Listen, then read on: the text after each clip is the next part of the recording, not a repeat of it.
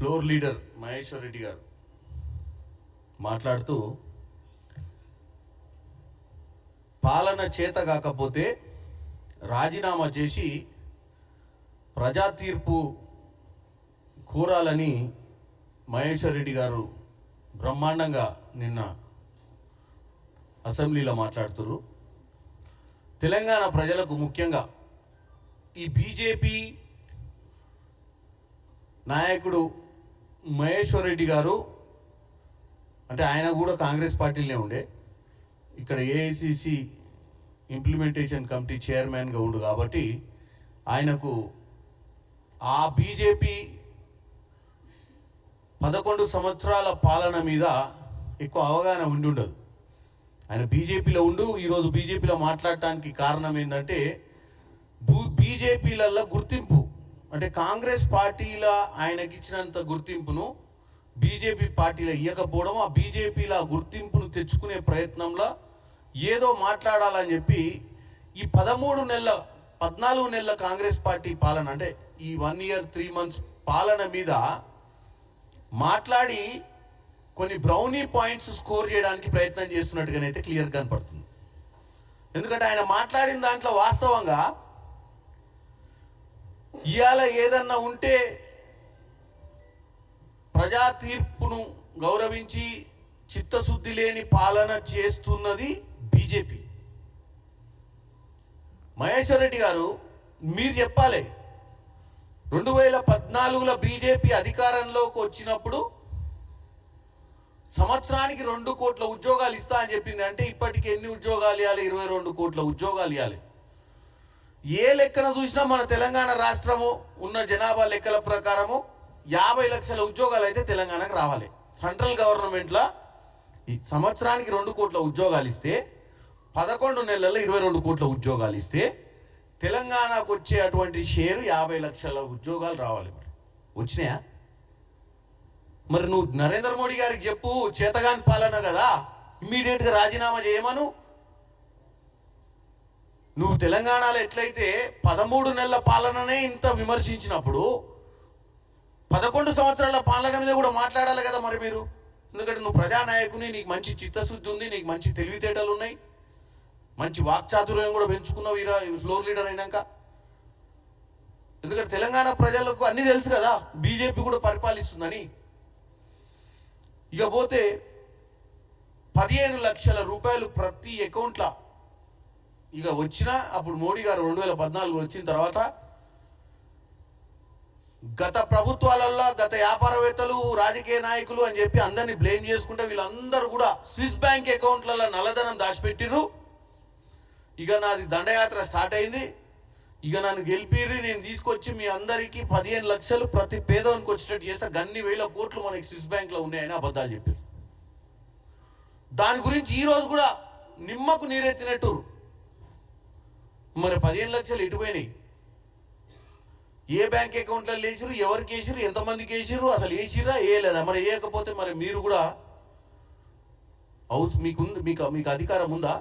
మీరు నెరవేర్చలేని పని నెరవేర్చలేనప్పుడు మీకు కూడా వర్తిస్తుంది కదా. మాకంటే ముందు 11 ఏళ్ళు పరిపాలించిన మీరు రాజీనామా చేయాల్సిన అవసరం ఉంది. ఈరోజు మాకు 5 ఏళ్ళు ఇచ్చిర్రు, మేము సంవత్సరంలోనే ఓర్చుకోలేకపోతుర్రు. మేము అక్కడికి అన్ని మేము ఇచ్చిన గ్యారంటీలు, రైతు రుణమాఫీ, 200 రూపాయల యూనిట్ల కరెంటు, 500 రూపాయల సిలిండరు, అవే కాక మేము చెప్పని ఇంటిగ్రేటెడ్ స్కూల్స్, నిన్నగాక మొన్న 6,00,000 కోట్లు, 5 లక్షల యువతకు ఉపాధి, వెనుకబడ్డ వర్గాలకు, ఇవన్నీ మేము చేస్తుంది మీకు కనపడతలేదా? ఎందుకంత ఆవేశం? మీరు చేయకపోతేనే ఏం మాట్లాడొద్దు, మేమేం చేస్తుంటే పని జరుగుతున్న దాన్ని ఏదో మాట్లాడాలి. అసెంబ్లీలో మైక్ ఇస్తే మరి ఏదైనా మాట్లాడాలి కదా ఎదురు అని చెప్పి మాట్లాడటమే తప్ప దాంట్లో ఎంత సాంకేతికంగా మాట్లాడుతున్నారు, తెలంగాణ ప్రజలు ఏమనుకుంటారని ఆలోచన లేకుండా మీరు మాట్లాడుతున్నారు మహేశ్వర్ రెడ్డి గారు. ఇకపోతే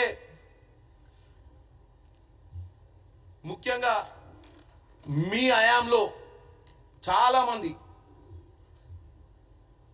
15 లక్షలు తెచ్చి అకౌంట్లు వేసుడు మర్చిపోరి, బ్లాక్ మనీ. ఇక్కడ బ్యాంకులను దోచుకున్నటువంటి పెద్ద బడా వ్యాపారవేత్తలు నా 11,68,95 కోట్ల మొండి బకాయిలను మాఫీ చేసింది మీ ప్రభుత్వము. ఏం చిన్న సన్న అమౌంటా ఏంది అది? అంటే అకౌంట్లో 15 లక్షలు వేయడం అనేది మర్చిపోయి మీదికెళ్ళి బ్యాంకులలో బకాయిలు ఉన్నటువంటి పెద్ద పెద్ద మహానుభావులు, మీ బీజేపీకి వాళ్ళ అండదండగా ఉన్నటువంటి వాళ్ళ బకాయిలే మాఫ్ చేయించినావు. మరి ఇది ఎవరు చెప్పాలి? దాని తాలూకా 19-20ల 2,34,170 కోట్లు, 2,34,170 కోట్లు. తెలంగాణ ప్రజలు వినాలి జాగ్రత్తగా. ఒక్క సంవత్సరంలో 19-20 గురించి చెప్తున్నా. 18-19లో 2,36,000 కోట్ల 265, అంటే 2,36,265 కోట్లు. 17-18లో 1,68,328 కోట్లు. 16-17 1,08,373 కోట్లు. 1,00,000 కోట్లు, 2,00,000 కోట్లు, 3,00,000 కోట్లు ఎవనయ్య సొత్తంది మీరు మాఫీ చేసిర్రు? ప్రజాధనమే కదా. అదే ఒక చిన్నోడు ఎవడన్నా కార్ లోన్ కట్టకపోతే ఇంటికి వచ్చి కారు వీక్కొని పోతారు.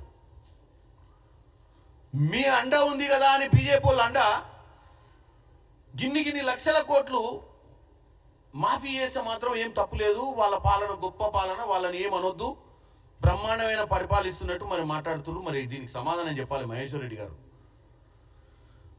ఇక పోతే నీరవ్ మోడీ, మేహుల్ చోస్కి, విజయ్ మాల్యా, లలిత్ మోడీ, సంజయ్ భండారి, ఈ ఆయుధాల వ్యాపారి, మరి వీళ్ళందరూ దేశం వదిలి పారిపోయారు అందరిని ముంచిడా.